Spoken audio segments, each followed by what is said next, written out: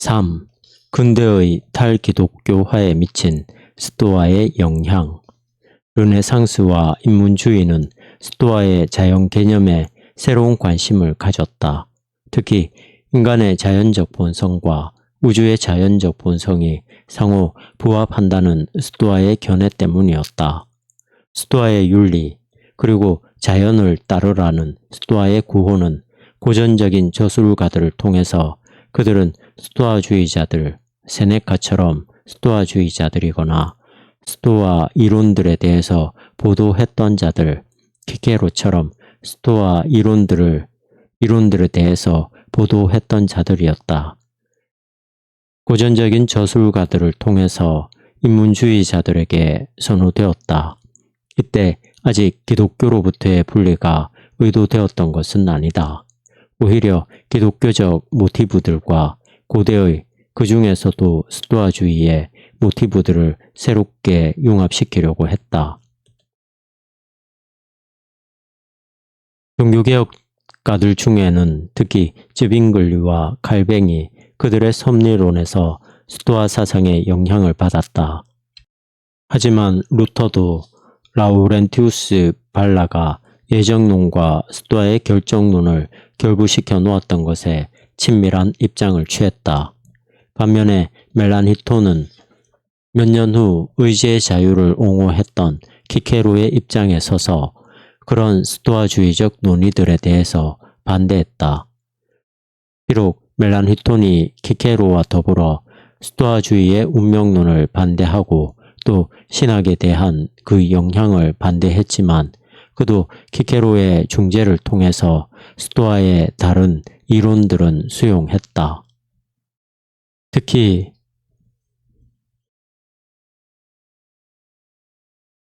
이성의 자연적 빛에 관한 이론이 그런 경우였다.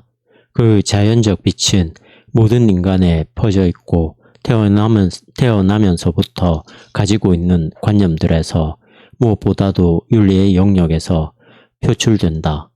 이를 통해 딜타이의 판단에 따르면 자연신학과 자연도덕에 대한 이론이 이후 18세기에 영국의 이실론자들과 독일의 합리론자들이 주장해왔던 모습으로 발돋움할 수 있는 준비가 멜란히톤에게서 마련된 셈이다. 이를 위해서는 원죄론이 배후로 물러서게 해야 했다. 그렇게 해야 인간들의 공통된 자연적 본성에 대한 호소가 인간들의 현재적인 공동의 삶을 위한 근간으로 당당히 요구될 수 있게 될 것이다. 17세기의 자연법 사상과 결부되어 있는 자연적 신인식과 도덕성의 적합성에 대한 확신은 교파 간의 싸움거리가 되었던 기독교의 교리들로부터 근대적 사유가 자립하게 되는 출발점이 되었으며 사회의 평화를 혼란에 빠뜨리는 교파의 대립들과 무관하게 사회를 새롭게 구축하는 기초가 되었다. 이런 과정의 핵심적 인물은 차페리의 허버트였다. 그는 진리론에서 인간들에게 보편적으로 퍼져 있는 키케로에 따르면 타고난 만민의 일치라는 의미에서 모든 민족에게서 나타나는 기본 개념들에 대한 스토아주의의 견해로부터 5가지 종교적 근본 진리들에 관한 이론을 발전시켰다. 그 5가지는 하나님의 실제성, 하나님 숭배의 의무, 하나님 숭배의 핵심으로서 덕과 경건성을 결합시키는 것, 사후의 심판을 통한 하나님의 보복이다. 허버트가 이 5가지 종교의 기본 진리들을 참된 보편적인 교회의 토대로 선언했는데 이로써 그는 나중에 출현하는 이실론과 합리론의 선구자가 되었다. 이런 식으로 스토아주의적 모티브의 도움으로 윤리가 그러나 또한 종교도 그 근본에 있어서 일종의 역사적인 하나님의 계시에 대한 의존에서 벗어나서 자연적 이성의 자율성에 그 토대를 세우게 되었다. 차베리의 허버트는 또한 그보다 앞서서 이미 몽테뉴의 경우와 유사하게 자기 보존과 자기 정계라는 자연적 본능에 대한 스토아주의의 견해도 끌어들였다. 그런 견해는 무엇보다도 키케로에 의해서 시대의 교양의식으로 받아들여졌다. 17세기 말경에 자기 보존의 사상은 스피노자의 윤리학을 통해서 모든 유한한 사물들에 대해서도 타당성을 가질 수 있는 형이상학적 근본 원리로 일반화되었다.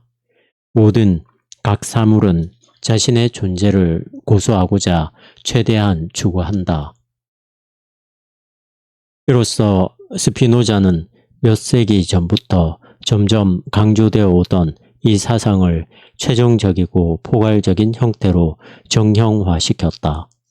이미 토마스 홉스의 인간론이 자기 보존 추구의 원리를 모든 인간적 행동에 대한 척도로 간주했다. 그리고 그는 그것을 또한 사회계약설의 토대로 삼았다. 즉, 개인들은 자기 생명의 유지를 위해 자기 삶에 대한 자유로운 처분을 포기하면서 사회적 평화를 통해서 또한 각자의 자기 생존을 보장하는 정치적 지배 질서에 복종한다는 것이다. 기독교 중세의 자연법 이론들과 달리 이제부터는 모든 인간의 원초적 평등과 자유에 대한 스토아주의의 관념들이 다시금 관심의 중심으로 떠올랐다. 자연 상태의 평등한 자유는 죄의 타락을 통해서 숙명적으로 상실되어 버린 것이 아니라 개인들이 자신의 삶의 유지를 위해서 스스로 국가의 폭력에 양도한 것이다. 그리고 그 대신에 사회 상태의 틀 안에서 이 국가의 폭력이 보장하는 시민적 자유를 얻게 된다는 것이다. 근대의 사회 이론과 윤리학이 종교적 전제들로부터 자립함에 있어서 자기 보존 원리의 도입이 가지는 포괄적인 의미는 아무리 강조되어도 모자랄 바가 없다. 인간 실존의 자율성과 자기 충족성에 대한 근대적 입장은 단순한 이성적 자율성을 넘어서고 있는데 바로 여기서 시작되었다.